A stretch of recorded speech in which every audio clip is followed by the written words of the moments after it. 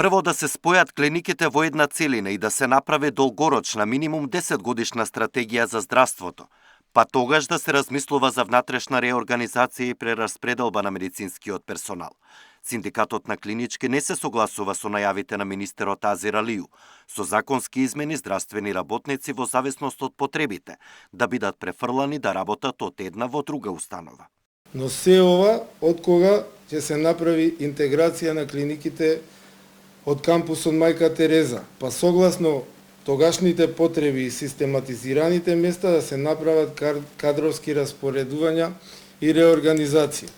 Значи, до тогаш во овој момент ова е неизводливо. Не постои зависен механизам со кој би се направила проверка и би бил транспарентен изборот на тоа кој каде треба да биде испратен, што значи дека не може да ни гарантира дека нема да биде тоа на лична основа, на локални потреби или па евентуално партиски интереси.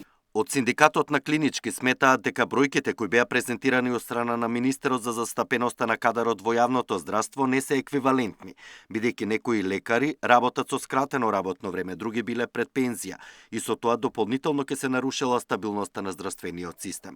Проблем според нив е и намалениот број на вработени во заеднички служби, кои од 2023 чекаат подпишување на анекс за да добијат зголемување на плата. Колку министри се сменија, навака ние немаме ни едно покачување. Сведени сме на испод минимум финансиски. Персонал бега по приватни сектори. Синдикатот на клинички инсистира и да се заштити јавното здравство преку различни механизми, да се ограничи откупувањето на кадар од приватните болници, за кои претходно државата вложила во нивно образование и обуки. Александар Динев, Сител телевизија.